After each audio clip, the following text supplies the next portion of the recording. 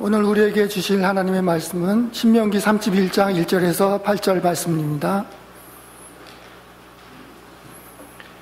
또 모세가 가서 온 이스라엘에게 이 말씀을 전하여 그들에게 이르되 이제 내 나이 120세라 내가 더 이상 출입하지 못하겠고 여호와께서도 내게 이르시기를 너는 이 요단을 건너지 못하리라 하셨느니라.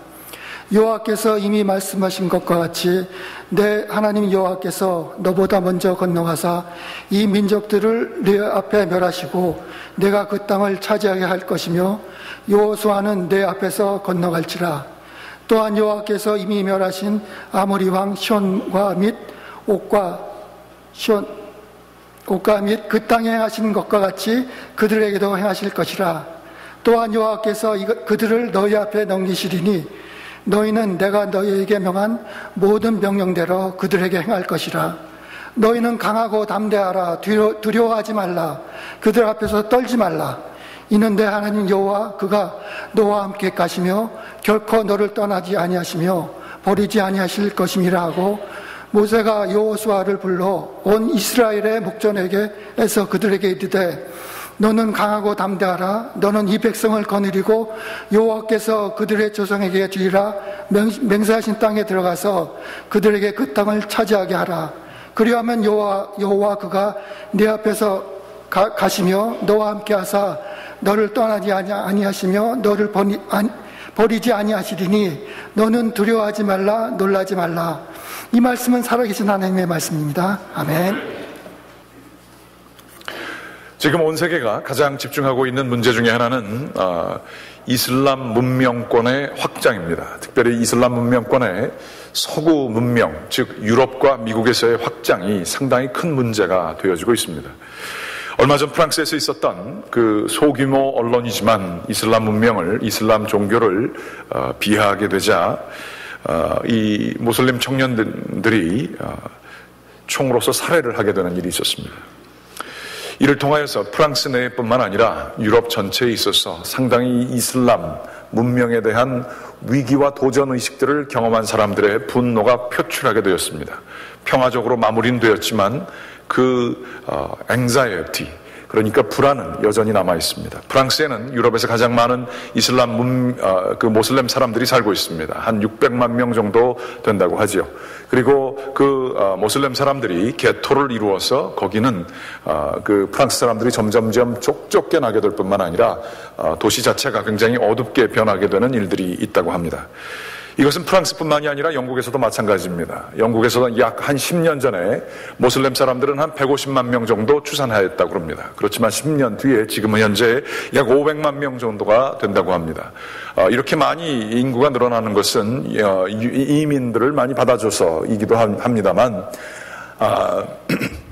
영국 사람 한 가정에 한 아이를 낳을 때에 이 모슬렘 사람들은 한 7에서 8명 정도 평균 출산한다고 합니다. 이렇게 많이 늘어나고요. 그래서 약 10여 년 전에 그것도 한 50만 명 정도 되게 될 때에 영국의 성공회 주교가 이러한 얘기를 했다고 합니다. 지금 영국 성경회 교회에 출석하는 사람들의 숫자보다 지금 모슬렘의 모스크에 출석하는 모슬렘 사람들이 그때 기준으로 더 많아졌다는 얘기입니다. 그래야 해서 영국의 국교가 성공회임에도 불구하고 이제는 국교가 기독교가 아니라 영국은 선교지가 되었다라고 하는 이야기들을 합니다. 10년 지난 뒤에 지금 이슬람 사람들은 약 5%를 차지하고 있습니다만 지금 굉장히 큰 사회적인 문제가 되고 있습니다. 사회적인 문제가 되는 까닭은 인구가 비록 5%밖에 되지 않지만 감옥에 갇힌 사람들의 40%가 이 모슬렘 사람들이라고 합니다. 그 중에 가장 큰 이유가 도적질하고 사람들 폭력 사건들이 많이 일어나는 것도 있지만 특별히 여성 억압과 핍박에 대한 이유 때문에 그렇습니다. 여러분이 아시는 것처럼 모슬렘 사람들은 샤리아 법이라고 하는 것을 지키고 있습니다. 샤리아 법은 여성들이 기본적으로 이슬람 문명권 안에서는 남성들의 부속물에 불과합니다. 남성의 허락 없이 외출을 하게 되면 그 여자는 체벌을 당하는 것이 전혀 무리가 없는 것, 이것이 바로 이슬람 문명입니다. 여성분들이 미국에 살고 또 이 시대에 사는 것이 얼마나 감사한지 모릅니다. 특별히 이슬람 문명권에 저희가 속하지 않은 게 얼마나 감사한지 모릅니다. 뿐만 아니라 여성들이 자기 남편 몰래 다른 남자를 만나거나 대화를 하거나 이렇게 해도 체벌 가능성이 있고요. 때로는 부모의 허락 없이 이 여성들이 이 이슬람 문명권 사람이 아닌 다른 사람들과 연애를 하게 되거나 아니면 기독교나 다른 종교를 믿게 되면 그들에게 죽음을 이 가족이 주는 경우도 많이 있습니다. 실제로 런던에서 얼마 전에 자꾸만 냄새가 나서 찾아보니까 마당에 여성의 시체가 묻혀져 있었고, 그것은 그 집에 두 아들들이 자기의 누나를 이 샤리아법에 의해서 죽인 일이 있었기 때문에 그렇습니다. 그리하여서 지금 이 영국 사회의 그 불안한 이름 말할 수 없는 정도로 이 이슬람 문명권 때문에 초조하게 되었습니다. 얼마 전에 이에 대해서 대항하느라 독일에서는 신나치주의자들이 발현하게 되는 일들도 있었다고 합니다. 이들이 유대인들을 목적으로 한 것이 아니라 모슬렘 사람들을 핍박하고 죽이고자 하는 인종주의적인 메시지들이 이제 유럽에서 스멀스멀 살아나고 있는 것이 현실입니다. 다행히 독일의 비밀 정보 세력이 그들을 먼저 알게 되어서 그들이 이 모슬렘 사람들을 테러하려고 하는 것들을 막을 수 있었다고 합니다. 그렇지만 이러한 문제들은 결코 쉽게 사라지지 않을 것입니다. 지금 유럽 사회뿐만 아니라 미국에서도 이러한 일들이 점점 더 일어나게 될 것입니다. 이들의 사람들이, 이 모슬렘 사람들이 많아지게 되면서 이러한 갈등들은 더욱더 일어나게 될 것입니다. 특별히 이 모슬렘 사람들의 문제는 뭐냐 하면 이슬람의 그 쿠란 경전 자체가 나쁜 일을 하게 되더라도 자선행위를 그렇게 그 사람들이 많이 한다 그럽니다. 겉으로 보여지면 이 자선행위가 굉장히 좋아 보입니다만 이 자선행위를 통해서 구원을 받을 수 있을 뿐만 아니라 자기의 지은 과거의 죄까지도 다 없어질 수 있게 된다고 믿는 것입니다. 그러므로 이 사람들이 죄를 짓고 사람들을, 자기 가족을, 여자를 그렇게 죽이고 그러한 일들을 함에도 불구하고 자선행위를 하면 다 무마가 되어지는 거예요. 모순적인 이러한 일들이 종교의 교리 안에 같이 존재하게 되는 것을 보게 됩니다.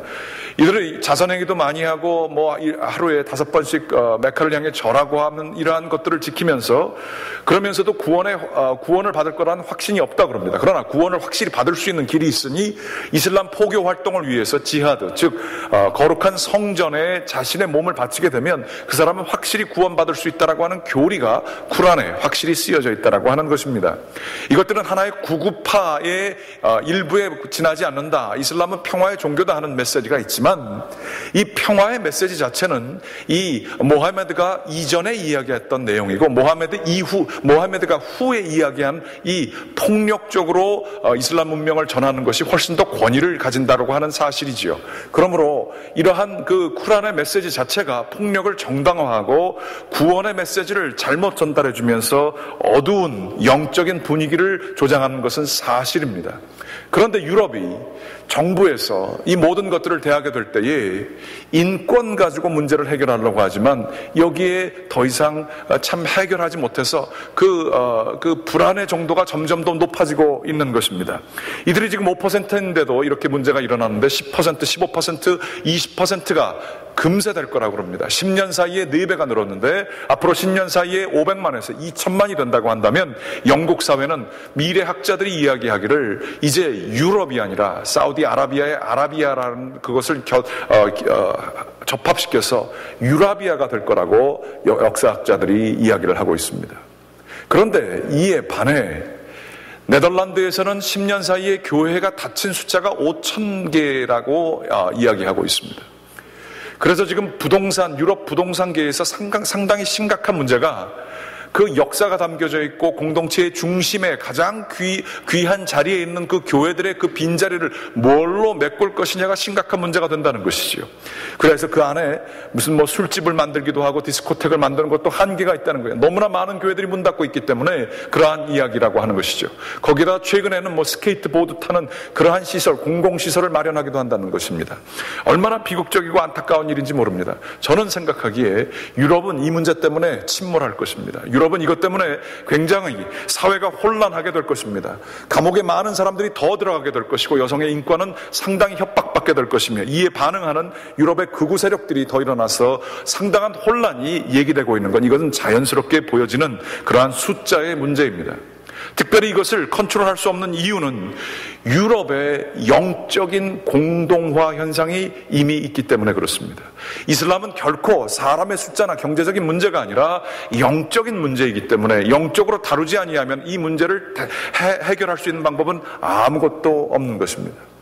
그렇다면 유럽의 이 영적인 공동화, 이 무력화에 대해서 사회가 여성의 억압과 감옥에 수많은 사람들이 들어가게 되고 테러와 폭력이 정당화되는 이러한 역사의 후퇴가 이루어지는 이 사회 속에, 이 문제 속에 유럽은 그것을 해결할 수 있는 영적인 내공이 있는가? 전혀 없다고 보여지는 것입니다. 우리들이 믿는 게 개인적인 신앙의 문제만이 아닙니다. 이 기독교 신앙을 갖게 될 때에 한국 사회에서는 가난을 물리칠 수 있었을 뿐만 아니라 한국 역사에 처음으로 인권의 문제가 해결되었으며 병원이 지어졌으며 교육이 이루어진 것을 우리들은 기억해야 할 것입니다. 신앙의 힘으로 가난한 자들과 억압받는 자들과 여성의 인권들이 해결되어지는 일들이 신앙이 가는 곳곳마다 이루어지는 것을 저희들이 기억해야 할 것입니다. 믿음이 결코 내 하나님과의 관계만이 아니라 사회적인 역사적인 여파를 미칠 수 있음을 우리 기독교인들은 선명히 깨달아야 할 것입니다. 내가 주님 앞에서 바른 신앙생활을 하는 것이 지금 역사를 바로 세우는 일이며 우리의 자녀들을 바로 키울 수 있는 일임을 우리들은 기억해야 할 것입니다. 그런데 유럽은 이렇게 놀라운 기독교의 유산을 가지고 있는 그러한 문명을 가지고 있었습니다만 왜 놓쳤을까요? 그것은 신앙의 무력화 현상이 일어났기 때문입니다. 교회가 비기 전에 교회에 수많은 사람들이 있었을 때에도 그들의 마음속에 하나님이 계시지 아니하는 영적인 공동화 현상, 껍데기 그 교회 건물뿐만 아니라 사람 속에도 하나님이 없는 영적인 공동화 현상이 있었기 때문에 이렇게 유럽에 심각한 문제들이 생기게 된 것입니다. 그런데 여러분이 아시는 것처럼 아이시스나 이러한 문제들을 보면서 일어나는 심각한 문제는 아랍 사람들이 지금 테러를 일으키는 게 아니에요. 이 이슬람 문명, 이 모슬렘, 이 사람들의 신앙이 너무나 확실해 보이고 확신에 차 보이고 또 가치가 있어 보이니까 거기에 있는 그 유럽에서 자라난 청년들이, 흑과 백을 좋아하는 청년들이, 혈기 등등한 청년들이 그쪽으로 전향을 하는 거예요. 그래서 영국에서 자라난 영국 사람들이 이슬람화 되어서 테러를 지금 저지르고 있는 일들이 벌어지고 있는 것입니다. 이것은 심각한 영적인 문제입니다. 유럽에서의 문제만이 아니고 미국에서도 마찬가지이고 한국에서도 마찬가지입니다.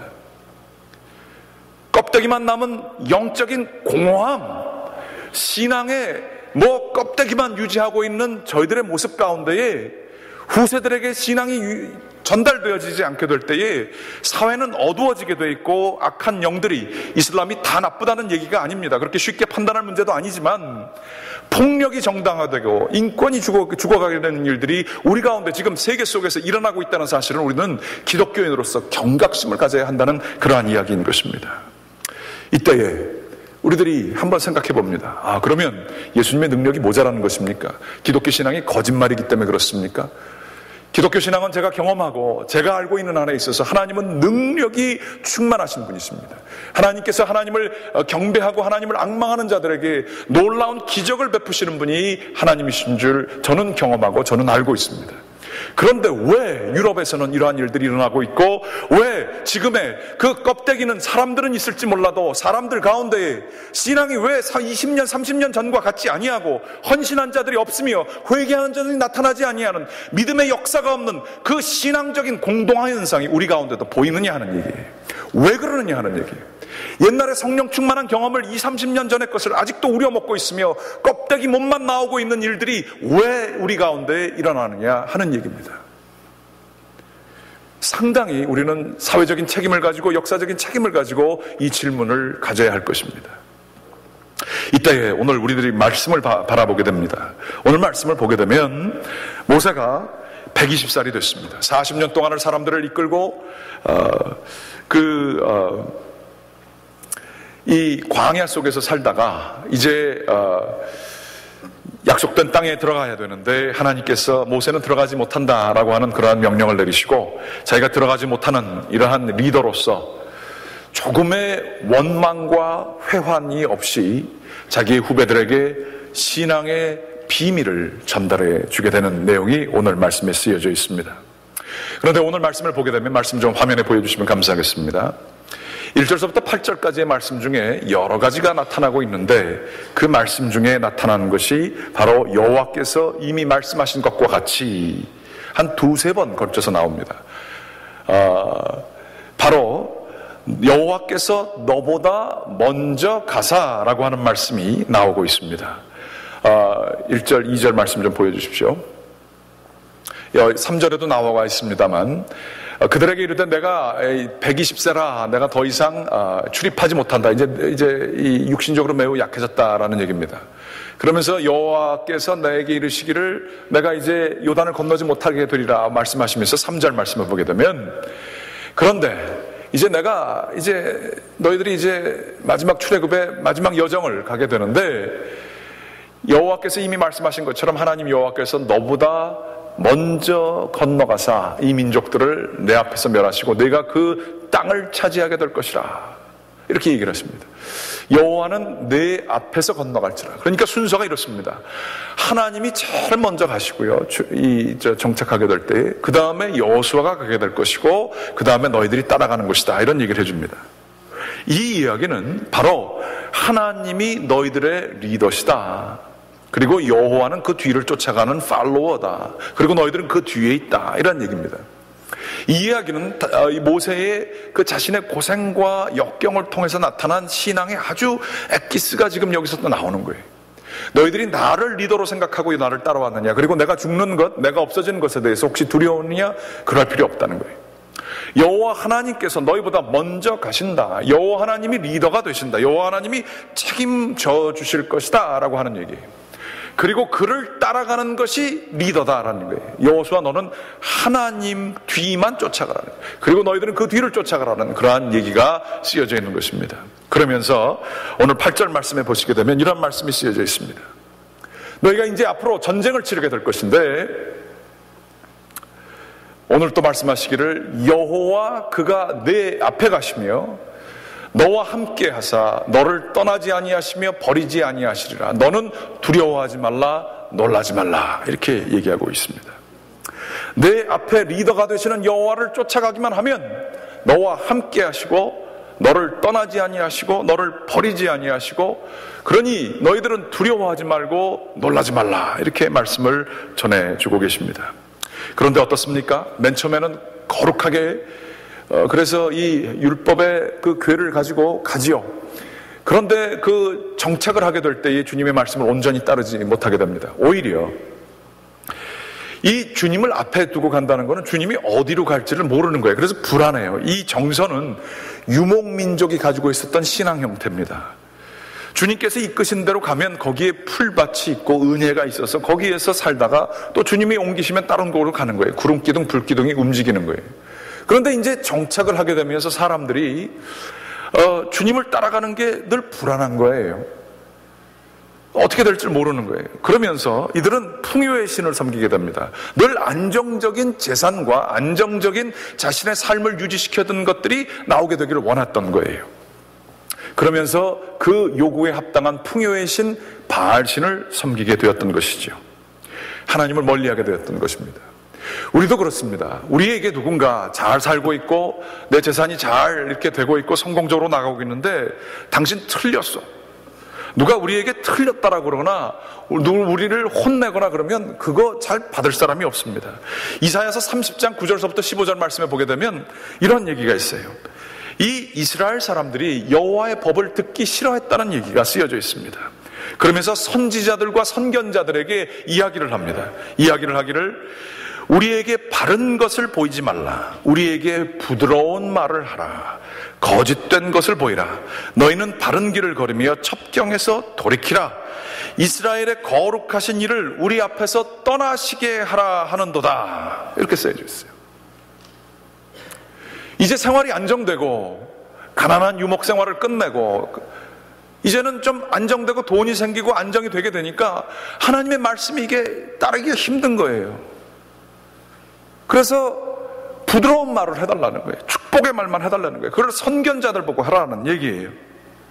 그러면서 이 하나님을 좀 떠나시게 하라. 부담스럽다는 거예요. 그랬을 때 하나님께서 말씀하십니다.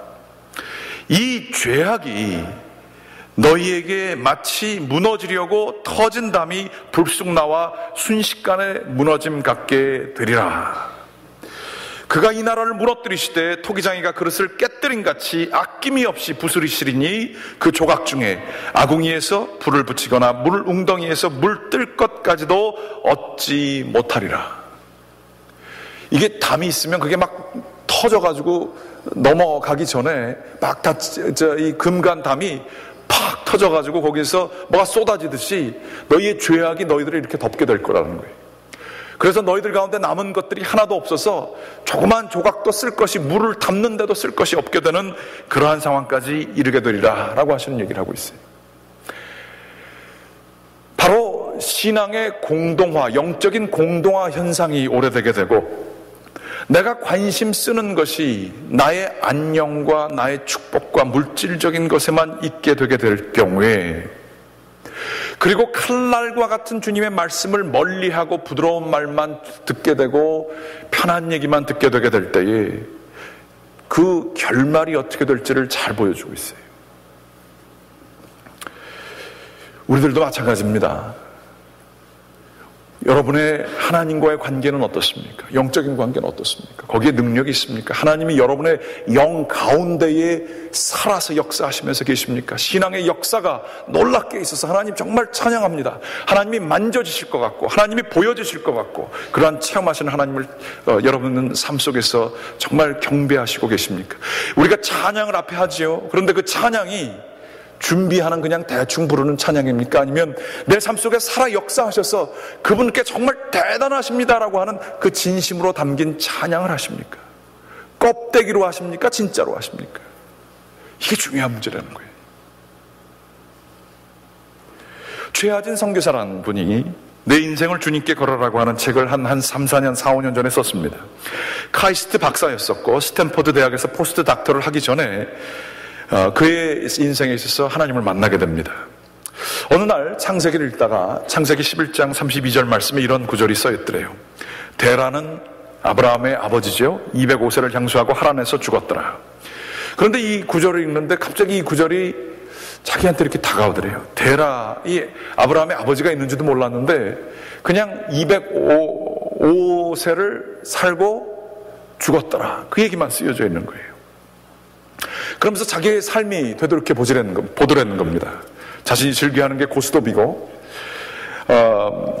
비싼 명품 오디오 세트를 어떻게 하면 더 장만할 수 있을까 거기에 마음을 다 쓰고 주중에는 골프에 미쳐서 살다가 주말에는 또 가족들을 위해서 열심히 봉사해서 산으로 바다로 가고 했었다는 것이죠.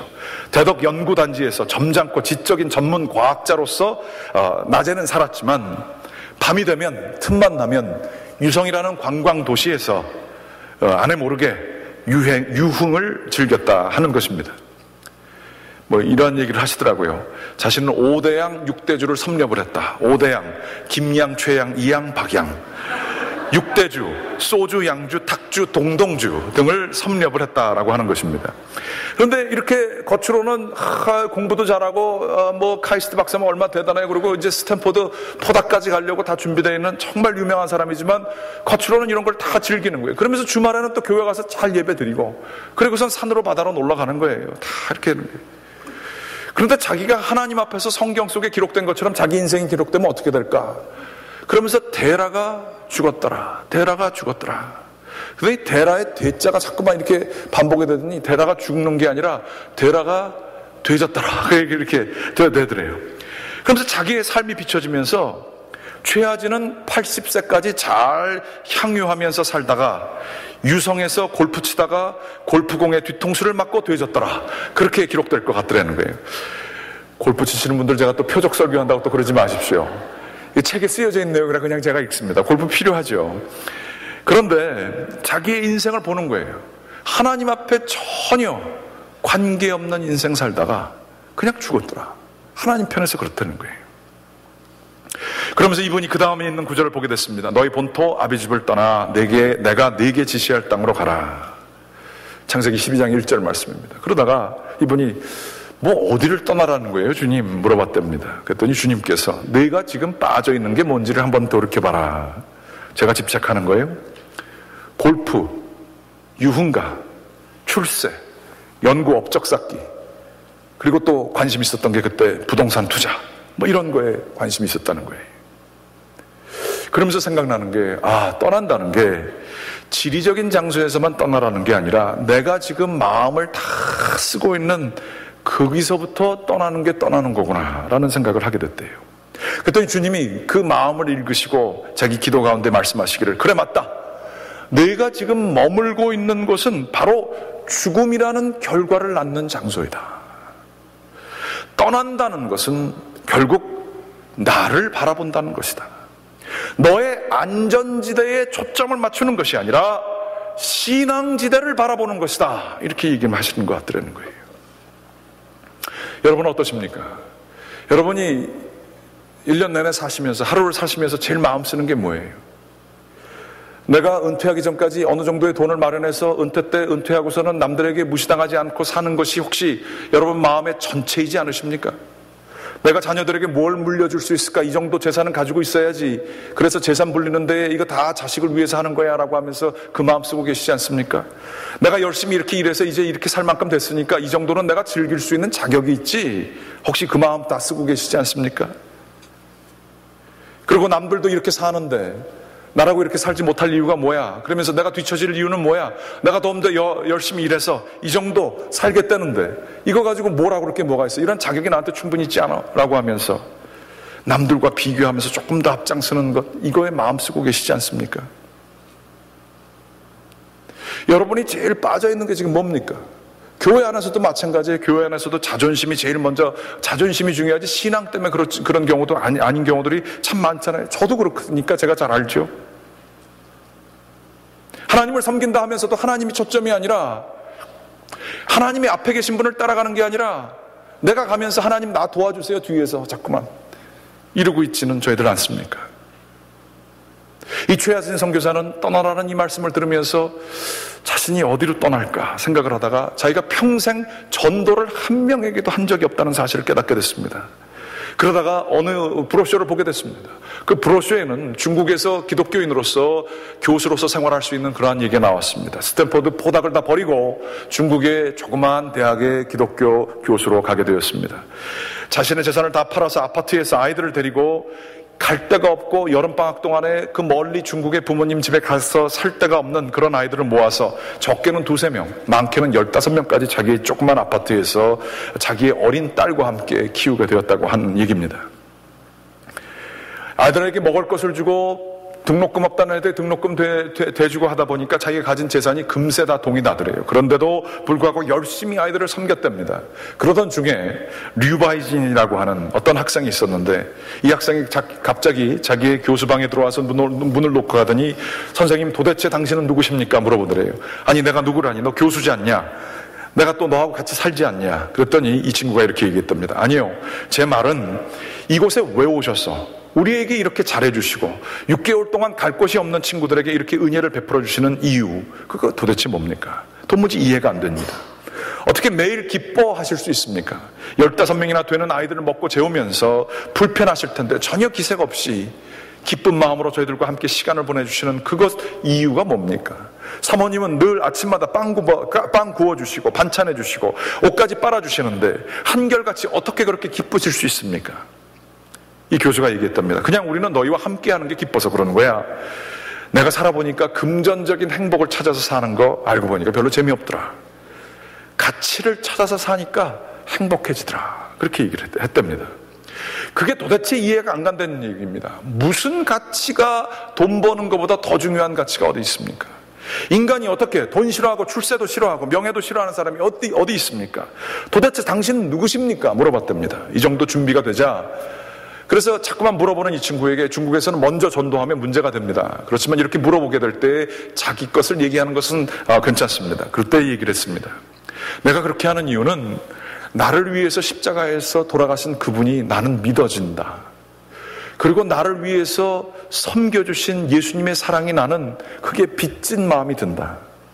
그래서 나는 그분에게 빚을 갚기 위해서 자기 목숨을 내어주신 그분께 나는 목숨까지는 못 드리지만 그래도 나의 모든 것을 드리는 삶을 사는 게 내 삶의 목적이다. 이렇게 얘기를 했습니다. 그분께 빚 갚으라고 너희들에게 한다. 이 류바이진이라고 하는 젊은 청년, 이 대학생은 눈을 초롱초롱 빛나면서 그 교수를 바라보며 아, 그러셨군요. 저는 처음에 교수님이 남한에서 파견된 간첩인 줄 알았습니다. 공산당을 어떻게 하면 물리치는 그러한 사람으로 알았습니다. 그런데 이게 예수 그리스도의 사랑 때문에 그렇군요 라고 하면서 그분을 저에게도 좀 알려주십시오. 나중에 이분이 그 교수직을 다 치우고 3년 정도를 헌신했는데 나중에는 거기에 불모지 같은 그 땅에 자신이 직접 바위를 꺼내면서 거기 아무것도 없는 땅에 돈이 아무것도 없이 미국에 와서 전도 집회를 하고 선교 집회를 하는데 사람들한테 욕먹었대요. 전혀 계획 없이 그렇게 선교하면 어떻게 하느냐. 그것도 대충 조금씩 해야지. 그렇게 큰 꿈을 가지면 어떻게 하냐. 대학을 당신이 어떻게 만드느냐. 학교를 당신이 어떻게 만드느냐. 도와주는 공동체도 없는데 어떻게 하느냐. 그러면서 오히려 욕을 먹었답니다. 그런데 그 답이 없으니까 한 달 뒤에 떠날 것을 티켓을 사버리고 이거 하나님이 안 도와주면 나 그냥 아무것도 안 하겠습니다. 그런데 그 한 달 사이에 6만 불 정도가 있으면 자기가 목표하는 바가 이루어지는데 조금씩 채워주시더래요. 그러더니 마지막 떠나기 전날 비행기를 타러 가는데 어떤 목사님이 오셔서 얼마 안 돼 그러면서 전달되어지는 돈이 자기가 딱 모자랐던 10,000불 정도를 그분이 집어넣어서 주시더라는 거예요. 그렇게 기적적으로 하나님께서 먼저 다 계획을 세워주시고 하나님이 나아가시는 길을 그저 뒤쫓아가면서 나아가게 될 때에 수많은 기적의 얘기가 이 책에 쓰여져 있는 것을 제가 보게 됩니다. 그러면서 이분이 이렇게 얘기를 합니다. 나는 우리의 인생의 유형을 2가지로 나눌 수 있다고 생각한다. 하나는 쫓기는 인생이다. 선교사로 헌신하기 전까지 나는 굉장히 성공을 갈망했다. 박사로서 노벨상을 받고 싶었으며 연구 업적과 명예를 가지고 좋은 교수가 되고 싶었고 성공을 향해 질주했던 것이라고 생각을 해왔다. 그러나 실제로는 나는 실패에 대한 두려움에 쫓기는 인생을 살았던 것이다. 남들보다 뒤질까봐 두려웠었다. 노년에 가난해질까봐 두려웠었다. 자식이 잘못될까봐 두려웠었다. 그래서 나는 열심히 살았던 것이고 그것은 쫓기는 인생이었다. 두려움에 쫓겨다니는 인생이었다. 그러나 쫓기는 인생과 반대라는 또 하나의 인생 유형은 쫓는 인생이다. 이것은 예수 그리스도의 삶과 사명을 쫓는 인생이다. 이것은 예수 그리스도의 그리스도인으로서 우리가 살아가야 할 인생이다. 이렇게 얘기를 하십니다. 그러면서 이분이 결국엔 대학을 세우셨어요. 그리고 지금 한 몇백 명이 넘는 학생들을 아무것도 없는 곳 황무지에서 주님만 쫓아가면서 세우는 일들을 감당하는 이 최하진 선교사님의 간증을 이렇게 제가 보게 됩니다. 우리 교회 가운데도 선교사님들 많이 나오게 되시길 원합니다. 은퇴하시고 혹시 노년연금 잘 마련하지 못해서 걱정되시는 분 계십니까? 선교지 나가십시오. 한 달에 1,000불이면 충분히 살 만큼 살면서 이렇게 생활할 수 있습니다. 그렇지만 우리가 다 선교사로 나가야 되는 건 아닙니다. 여러분은 혹시 하나님을 앞에 두고 사는 삶을 사십니까? 아니면 두려움 때문에 쫓겨다니면서 이거 놓치면 안 돼. 내가 이 정도 학벌이 있고 내가 어떤 사람인데 이 정도는 내가 가지고 살아야지. 그러면서 그거를 유지하려고 살아가십니까? 이분이 얘기하시더라고요. 자기는 이렇게 더 많이 가지려고 하는 저수지 인생을 살았다는 거예요. 근데 거기에는 늘 두려움과 불안이 있었대요. 그런데 자기 인생이 바뀌어져서 있는 걸 다 팔아버리고 하나님의 생명이 있는 곳에 채널, 그러니까 통로를, 수로를 마련해서 그 주시는 거 받아서 나누는 삶을 사니까 전혀 걱정이 없더래요. 자유한 삶을 살게 되었다는 그런 얘기를 합니다.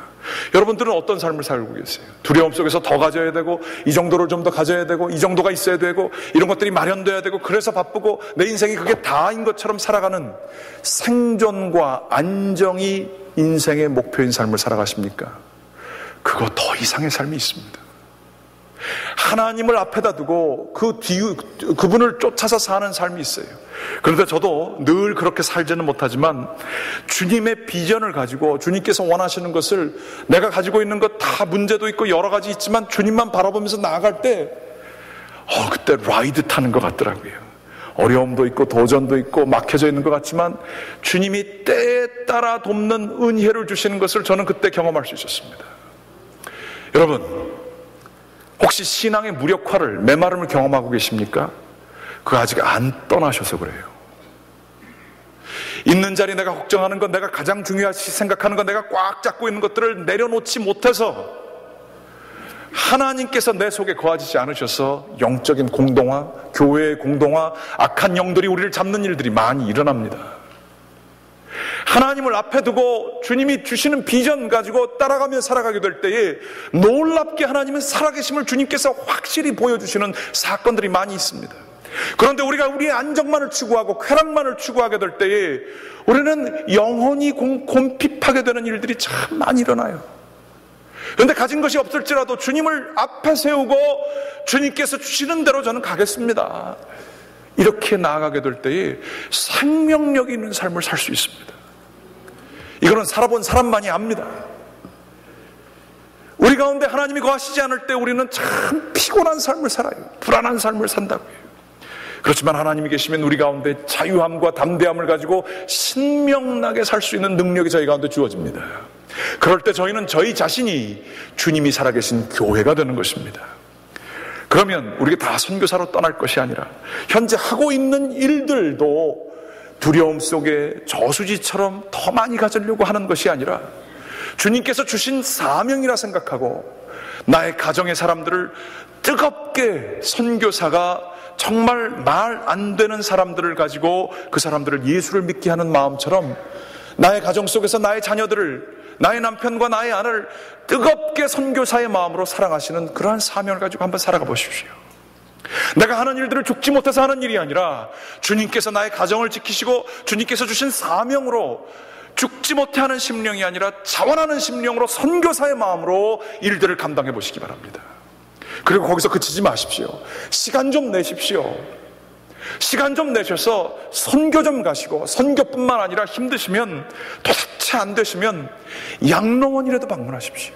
고아원이라도 방문하십시오. 주님을 위해서, 주님의 뜻을 위해서, 주님의 뜻을 앞에 두고 따라가는 삶을 살아보십시오.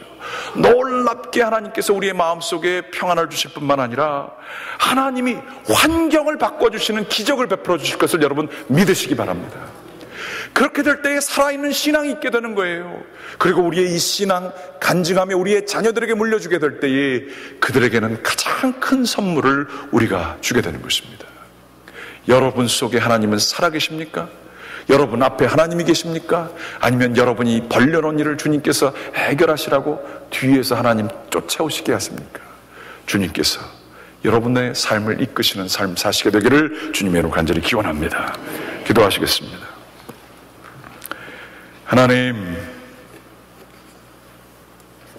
저희들이 필요한 곳에서 떠날 수 있게 하여 주시옵소서. 저희들이 붙들고 있는 우상들이 있습니다. 걱정들이 있습니다. 불안들이 있습니다. 이것을 채우고자 저희의 힘으로 능으로 모든 것들을 하려고 하는 어리석은 범하지 않게 도와주시옵소서. 주님이시여, 내려놓을 것은 과감히 내려놓게 도와주시고 떠날 것은 떠나게 하시고 하나님께서 원하시는 삶, 주님께서 원하시는 삶을 기꺼이 살아내는 저희들 될 수 있도록 인도하여 주시옵소서. 주님이시여, 저희의 신앙이 과거의 성령 충만의 경험 혹은 아직도 잘 모르는 애매모호한 상태에 있지 않게 도와주시고 저희 가운데서 살아서 역사하시는 주님을 경배하는 진정한 크리스천들 될 수 있도록 저희 가운데서 함께하여 주시옵소서. 이 모든 말씀 예수 그리스도의 이름으로 기도드리겠습니다. 아멘.